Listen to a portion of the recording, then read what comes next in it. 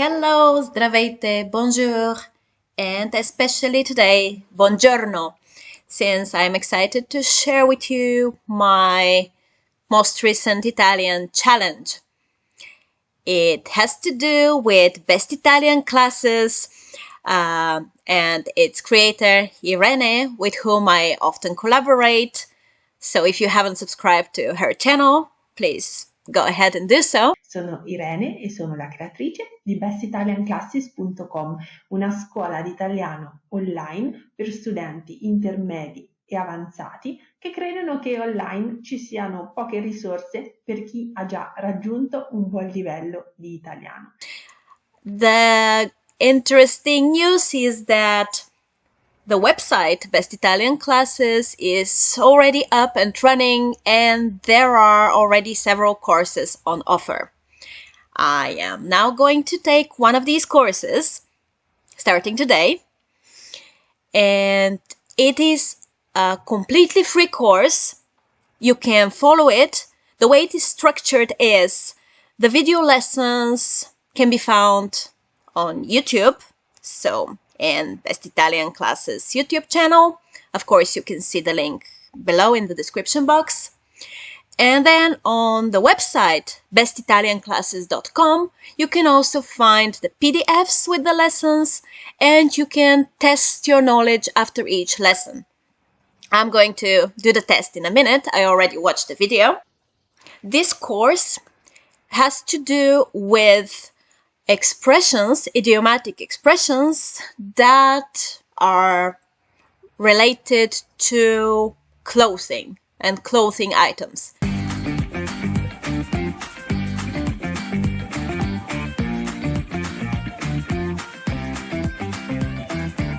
Alla fine del corso le conoscerai come le tue tasche, senza aver sudato 7 camicie e soprattutto senza rimanere in mutande, perché è gratis. Ti aspetto in classe, ciao! The first lesson is only about shirts and shoes. When Irene gives the explanations in the video, she uses this great approach that she also often uses in our collaboration videos.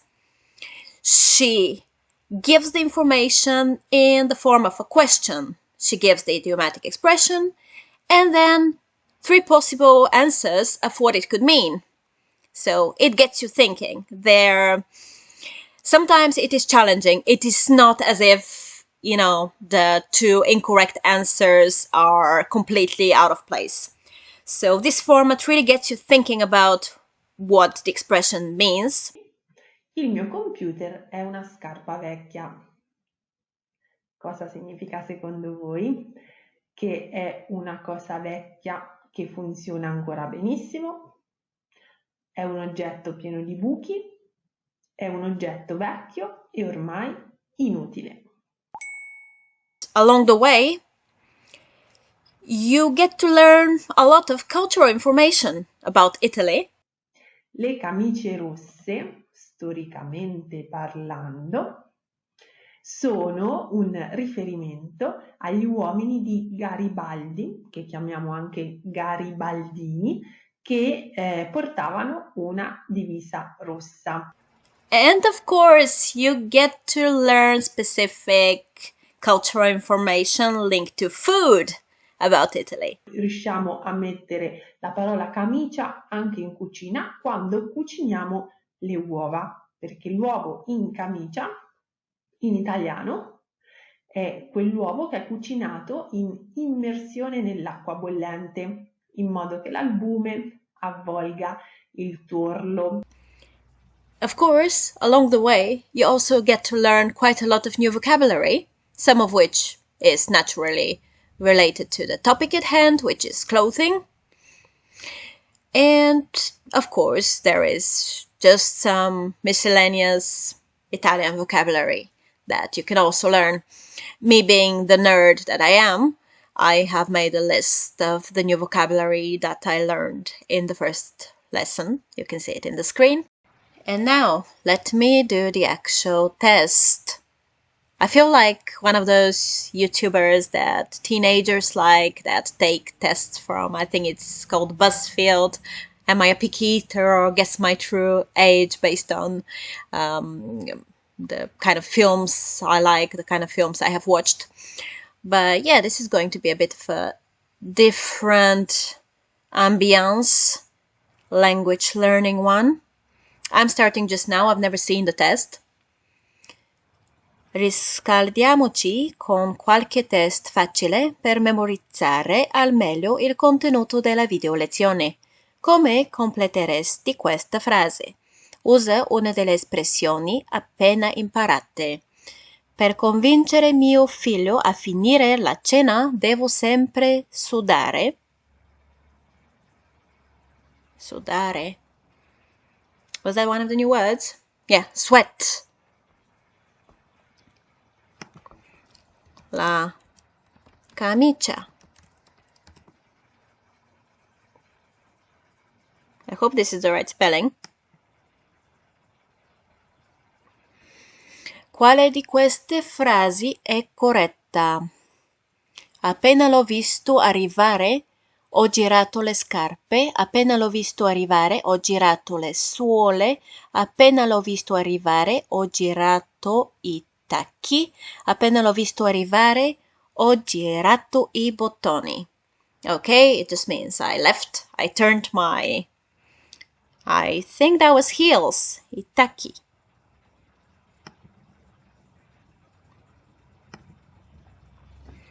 Un modo non volgare per dire a qualcuno di non disturbare può essere. Right, I see why it should not be vulgar because there is this exact same expression in French, the vulgar one. Don't break my something. But in French, there isn't the non-vulgar one from all I know. What is it that don't break my... Non mi rompere gli stivali, I would guess. Alrighty. Come completeresti questa frase? Devo cambiare la macchina, la mia è una che prima o poi mi lascerà a piedi. Ok. Una... I'm not sure about the spelling. I really didn't take my time. All I did was watch the video. I didn't really write or anything, nor pay much attention to writing. It's an old shoe, una vecchia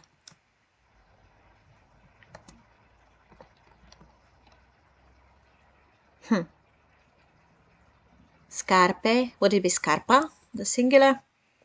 I'm confused. Scarpa, le scarpe, scarpa, maybe. Hai imparato che, storicamente, il termine camicie rosse si riferisce a... Yes, definitely wait. Ai garibaldini, gli uomini al sigurito di Giuseppe Garibaldi. Come completeresti questa frase? Pensava di farmi le e invece ho ottenuto io la promozione. Le scarpe, I think.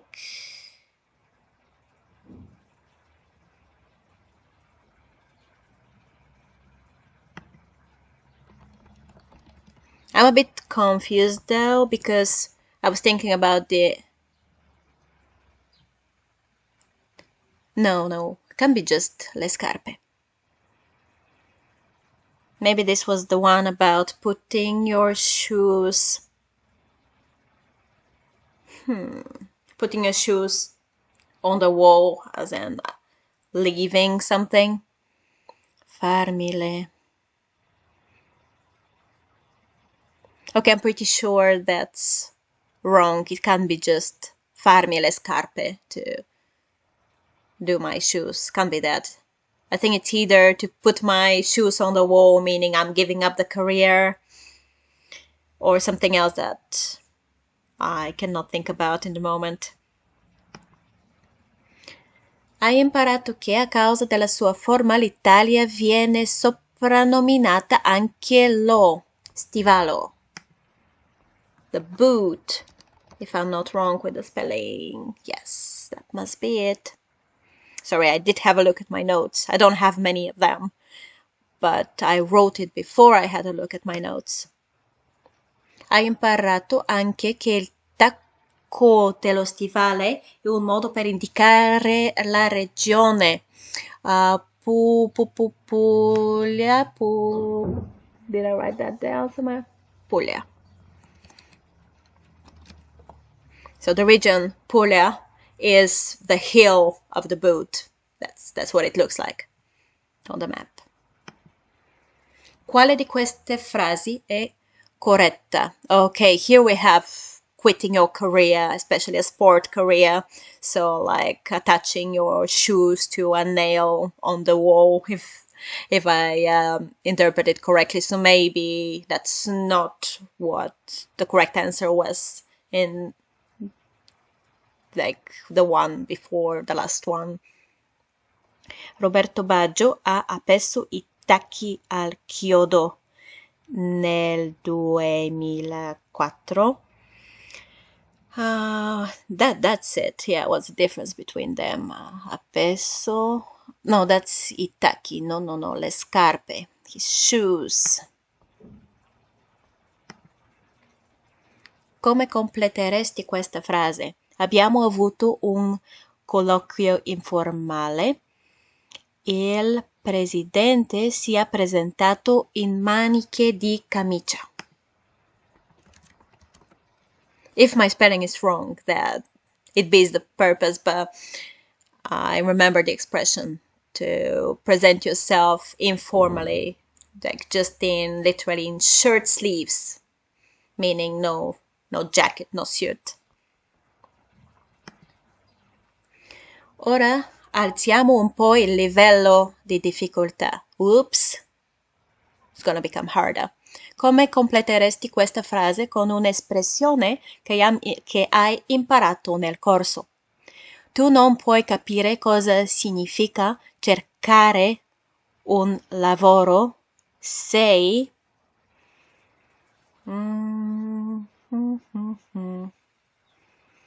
Do I try even or do I check the answer? Because Irene has very thoughtfully put this option. Aha! Maybe it's like you were born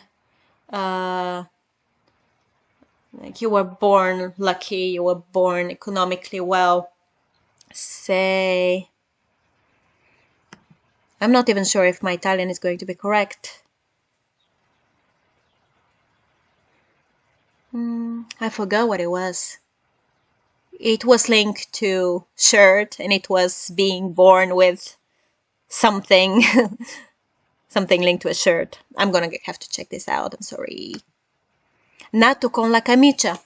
Oh no, if I knew it was just that, I would have tried to write it down. It's just to be born with the shirt. Nato con la camicia. I thought it was something a bit more complicated, like being born with some kind of a shirt, but okay, my bad. Come completeresti questa frase con un'espressione imparata nel primo capitolo che significa faticare molto? Ok, trovare la persona giusta non è stato facile. Ok, so we got 7 shirts sweaty, I remember that. Let's see if I write it correctly. Abbiamo sudato 7 How do you write that down? Camiche? I hope that's correct. Wrong spelling. I'll keep this in mind. Sometimes I get confused with the pronunciation system. Camice, not camiche, camice.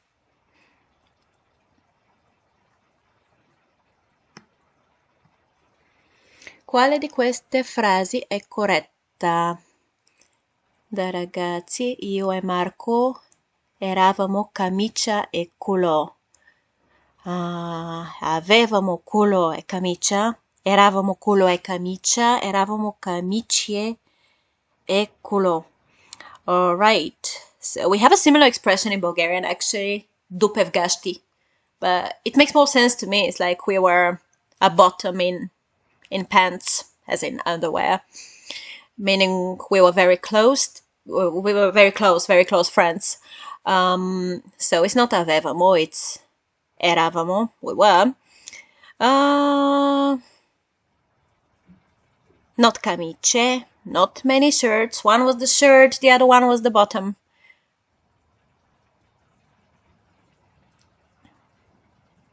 So, camicia e culo or culo e camicia? I would go for 3. It just sounds better in my head. And I was right. Hai imparato anche il nome di una ricetta per le uova. L'uovo immerso nell'acqua bollente si chiama uovo.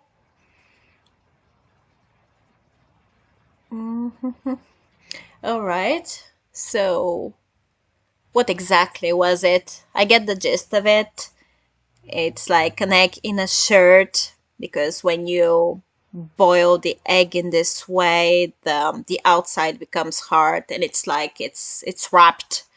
But how exactly was it called? I didn't pay enough attention. I'll just write something like, I don't know if it's an adjective. I'm gonna write in camicia, but maybe it was an adjective. A shirty.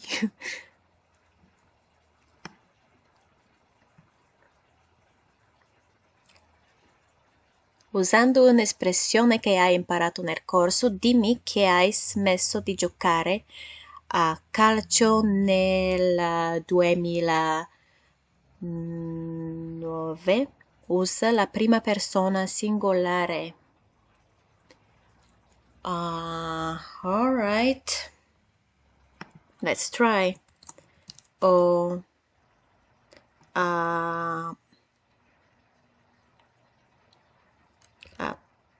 appeso. Is that it? Le scarpe sul... Did I write this down anywhere? The nail. I don't remember the word. I put my shoes on the nail. Chiodo nel 2009. I probably got something wrong. It's too long. Come completerebbe questa frase? Qualcuno che si ritiene molto importante. Attenzione, usa la prima persona plurale. Conosciamo delle persone che non sono degne nemmeno di to tie their shoes. Pretty sure I wrote tie somewhere.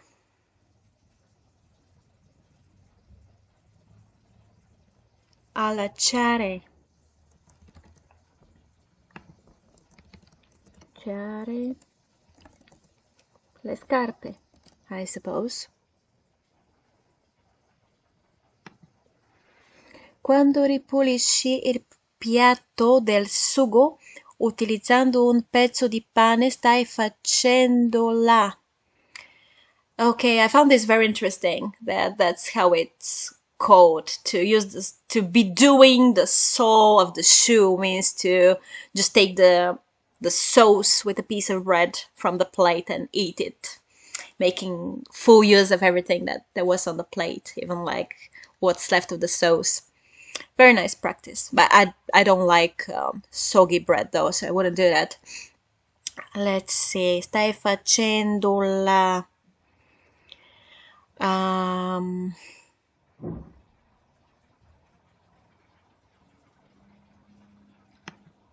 the sole maybe, la suole, but Maybe it was a longer expression than that. Come completeresti questa frase? Mio nonno fece un investimento sbagliato e ci rimise anche. I think that was okay. Le suole. Suole, is it plural? Or is it the singular? Suole. And then the plural becomes suoli. I might very well be getting this wrong. Just trying. Andiamo via. Come potresti dire la stessa cosa usando un'espressione che si forma con la parola tacchi? I think that would be something like giriamo i tacchi. Quale di queste frasi è corretta? Multiple choice, should get this right. Ti ha detto di essere un medico? Sì, certo, medico dei miei stivali. Medico degli stivali, medico di quegli stivali, medico nei miei stivali. I would go for medico dei miei stivali. Yeah, like my boots doctor. He's not a real doctor. Okay. I'm done with that. Alright, I'm not sure how much of the test I got right. I saw something written that said 10 out of 20. It seems realistic to me. Maybe I got 10 out of 20 right. My review will be, yeah, really cool, really more difficult than I thought, which is a nice surprise. Very often, tests to show what you've learned are really just like, yeah, like this is just to prove that you watched it. But no, it was harder than that. Watching it wasn't enough. I should have spent time learning the stuff. And I will for the next one. That's cool, that's great. I like it. Yeah, I should really make sure I learn the stuff, not that I'll recognize it if I see it written in the exact same way. I think I didn't do too badly. I'm sure I didn't do perfectly. So if you guys did it too, please comment below. And I'll personally be looking forward to sharing my experience with Irene from Best Italian Classes, and I'll be looking forward to the next lesson, and I'm sure I'll do better on the test that time. See you guys, bye bye.